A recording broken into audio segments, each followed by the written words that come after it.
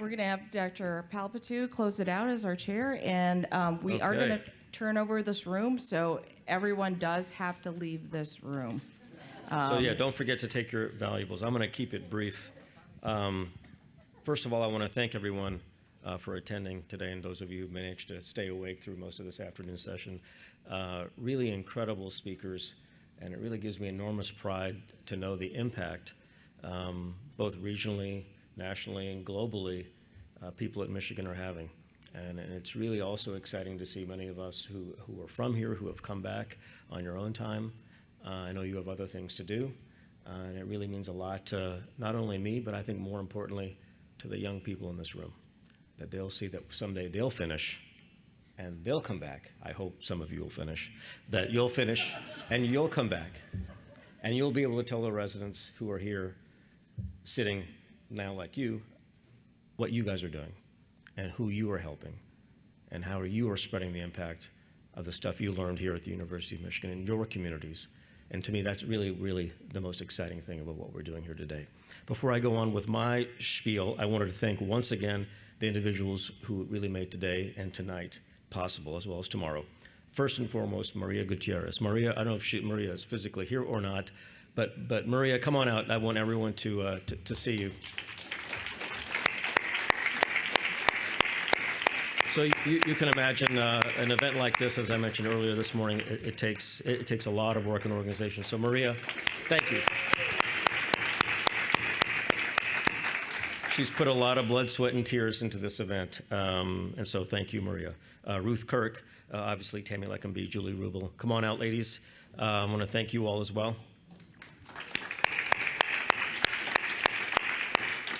Julia, there she is. The other ones don't want to come out?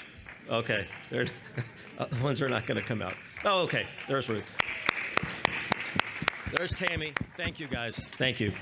And of course, the irreplaceable Dr. Go. So, Mady. I'm replaceable. Somebody can ask. No, you're not replaceable. You are not. And so I really, really want to thank you for all your efforts that really make Nesbit possible. So thank you. Okay, so let's go on. So the state of the department, I'll be brief, it's strong. Next. All right, we'll go. But as was noted earlier, I'll just go over these again, and you all can read them for yourself. But I'd like to think that on our best days that we are representing what these vision and mission and values are, and I'd also like to think on our worst days we also are too. And to me, our mission, I like to keep it really simple, and it's to help people. And I think that you've heard today from all of the talks how you all are doing that. Patients, peers, the community, and the world, right? That is what our mission is, and that's what you guys are doing. Thank you. I usually go over this perfunctory slide every year. I'm not sure exactly why. It gives you some sense of the scale and scope of our practice, but last year we saw as a practice, Michigan Medicine Urology, over 80,000 patients, close to 18,000 new patients, and we did about 9,400 cases. You can see here on the map all the different places where we practice, where Michigan Medicine Urology is. Fairly soon, the Ypsilanti Health Center will be coming online. That is, as the name implies, in Ypsilanti. It'll be a primary care center as well as a multi-specialty center. And it will be a building that's going to be coming online the next month or two, and urology will be amongst the first multi-specialty groups there, taking care of the community in Ypsilanti. And it's very important to me for that squeaking to go by. But it's very important to me that this health clinic, the purpose of which is to serve an underserved community in Ypsilanti, be staffed by faculty, and so not trainees, not by fellows. And so the first people who to go out there to see patients will be both myself and Dr. Salami. So we look forward to reporting on we're going to see general urology. Simply, I don't know how we're going to do it, but we'll have to figure it out. I will have to look at the reader book or something, or call one of the residents about what to do. But we're going to be out there, and we look forward to reporting to all of you about our progress with helping that community. Fairly soon, November 2025, the Kahn Pavilion will be opening. For those of you who haven't been on our campus recently, it's hard to miss it. It's this big 12-story building physically connected to the CVC.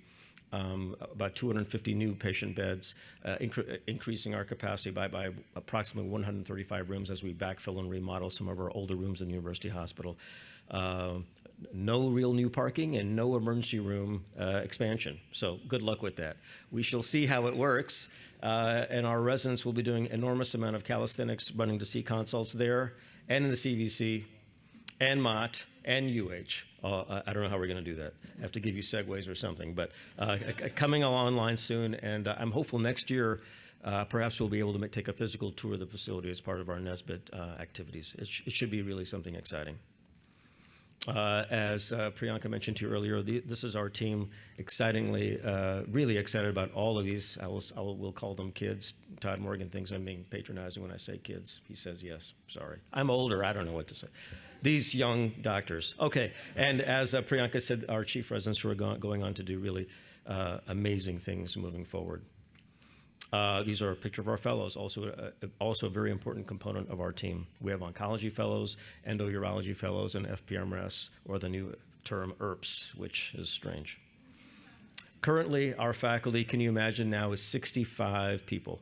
So 60 full-time clinical faculty and 5 research faculty, still amongst the biggest urology departments in the country. You'll see how we've broken it down here. We have changed up our clinical divisions, the official notice sort of coming out soon, but our new clinical divisions are as listed below, with community urology, men's health and recon, endourology, NPR, neuropelvic reconstruction, oncology, and pediatrics. So still a very robust and large faculty. We have several new faculty. I think hopefully some of you have met these individuals. Christina Fox, Dr. Fox, trained in New York and did a fellowship in New Jersey, was in Midland for a while, and now she's joined us in our Chelsea practice. Ben Goldman did his training here in Michigan, just started here in September. Udit, who was a resident with us, did a fellowship at Mayo and now came back. Wilson Swede did his residency at Vanderbilt, a fellowship at UCSF, and has joined endourology. And of course, Andrew Wood, who trained in New York, did his fellowship at Cleveland Clinic, and now has also joined our oncology group. So we're excited, really excited to have all of these members now part of our family.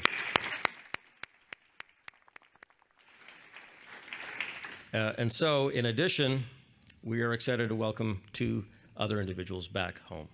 First, Stephanie Kielb. You heard from Dr. Kielb earlier. She was a superstar resident here and had been at Northwestern for probably, 20 years or so.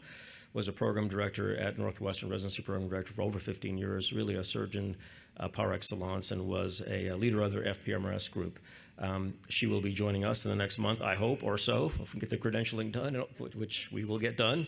But she will be really spearheading a new effort for us, which will be leading our adult urology hospitalist service. And in addition to that, 50% of our time will be devoted to global health, and we've heard about some of the amazing things that she's been able to do. And I'm hopeful that we'll be able to help you expand your impact and allow you to synergize with other folks here at Michigan Medicine to do what you do best and allow us to come along with the journey. So we're really looking forward to having you join our team once again, Stephanie. And of course, the man who really needs no introduction, is Brent still here?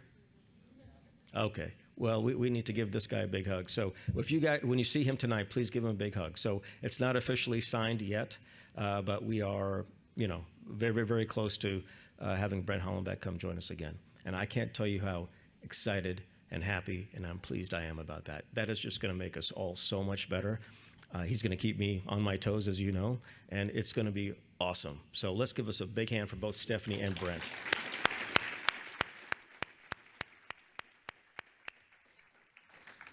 Okay, so our departmental faculty continue to be leaders and best at Michigan Medicine. Here's a list of our faculty and all the different positions we have within the health system, the medical school, and the medical group.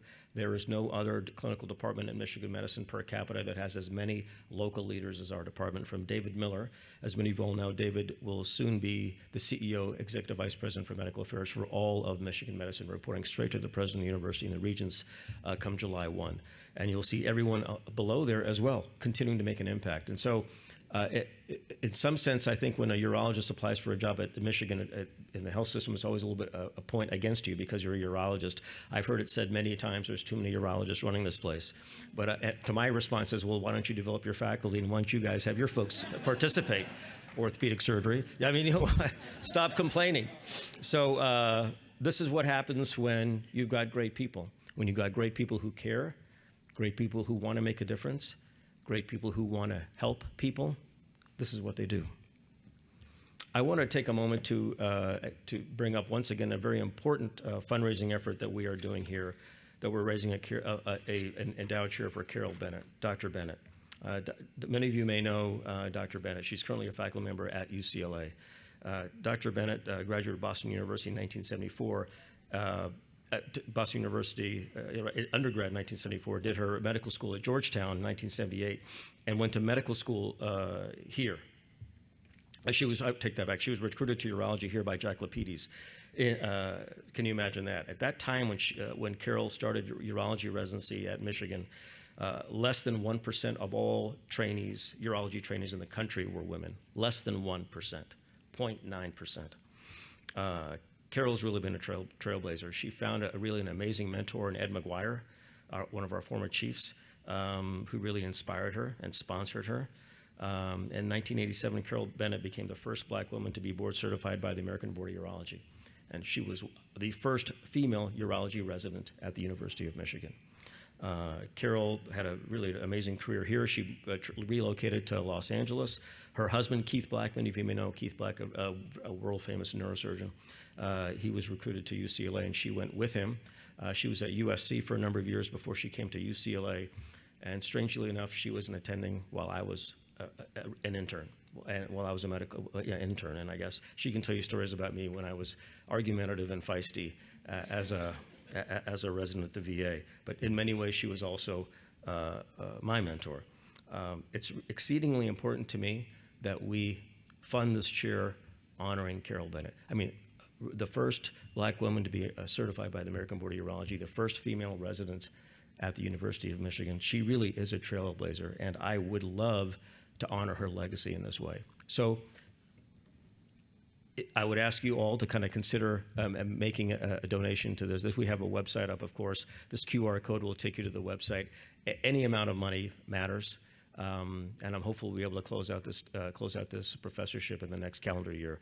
But this is a very important professorship to me in our department, for really valuing and celebrating someone who's enormously important to the field of urology.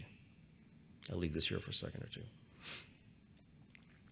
Secondly, I wanted to acknowledge another chair that we were able to generate last year, and the donors who provided it, Faith and Steve Brown. Faith and Steve Brown are really exceptional individuals. They are diehard Michigan people. I got to know Faith and Steve through Mark Moyad. Mark Moyad became kind of a medical consigliere, if you will, for both Faith and Steve. And I was put in touch with Steve during some of his medical problems. Steve never got his medical care here. He actually got his medical care at UCSF. Is Cooper Burke still here? I know, but anyway, but he got his medical care at UCSF. But we continue to keep in touch and support him. And he and his wife and their estate have, fortunately, very kindly and generously created the Faith and Steve Brown Chair in Urology. This will be the chair's chair in urology. So when this chair is awarded, every chair in perpetuity will have, the chair of urology will have the Faith and Steve Brown Chair, honoring them. And it's really an amazing gift for them to give to us, a program that actually has never taken care of them. But they have such loyalty to us here at Michigan, and such gratitude for us and the stuff that we've been able to do for them. And this is just a brief video about them.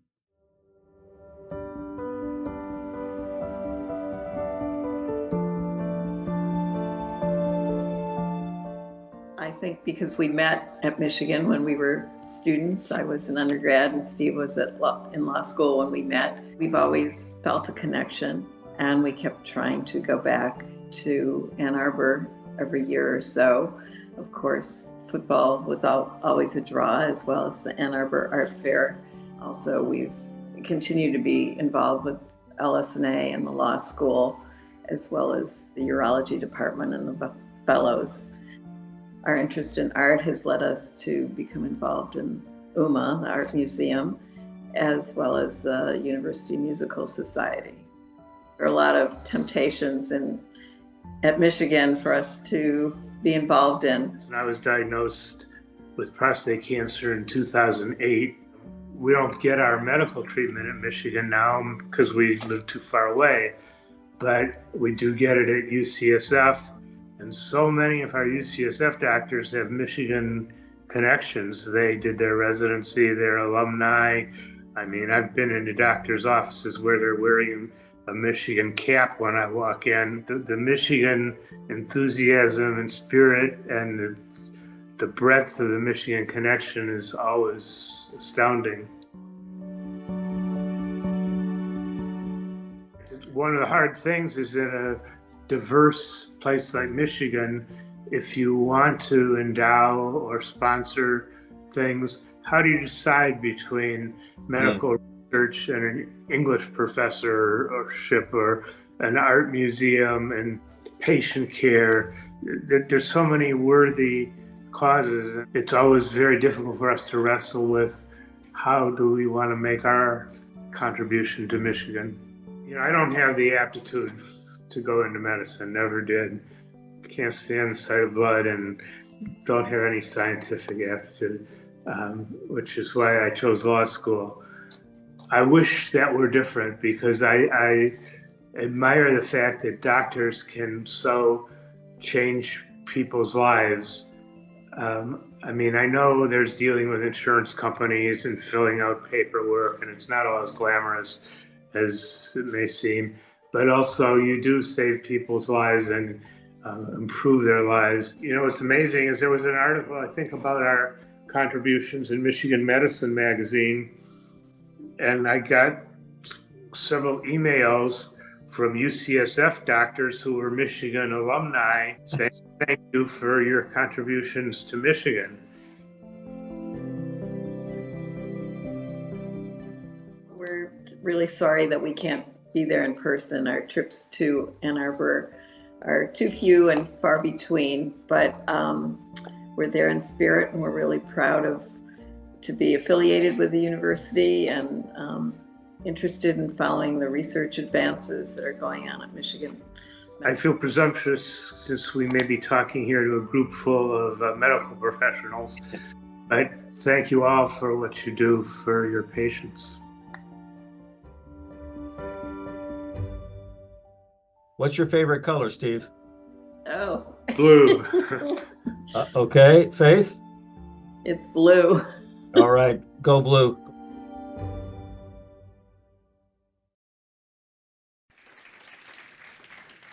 So I'll just conclude by our, again, a note of gratitude for all of you for coming today. You know that our biggest strength is our culture, our biggest resource is all of you, our people.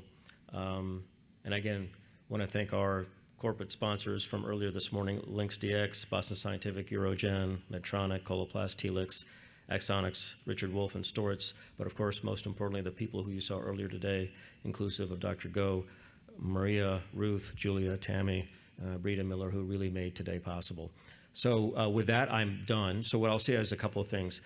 This evening should be a lot of fun. Oz Perlman, if you haven't heard of him, Google him, watch his videos on YouTube, it'll blow your mind. He's called a mentalist. I'm not sure how he's going to do what he's supposed to going to do, but he's going to do it. It's going to be approximately a 3-hour show. Yeah, that's right. So I won't be singing this year, so that you're off the hook there. So, but he's going to do about an hour-ish of walking in the crowd and during cocktail hour of doing stuff, whatever that might be, guessing the serial number of the dollar bill in your wallet or something. And then we'll have dinner, and then during dinner there'll be a show. And I'm sure it'll be interactive. So whatever you don't want to be seen on your phone, I just go ahead and just erase it right now. So, because it's really mind-blowing how he's able to do what he's going to do, but that's going to be really something special. So please take all your stuff now, personal belongings. Thanks so much for your time. Look forward to seeing you this evening. Thank you.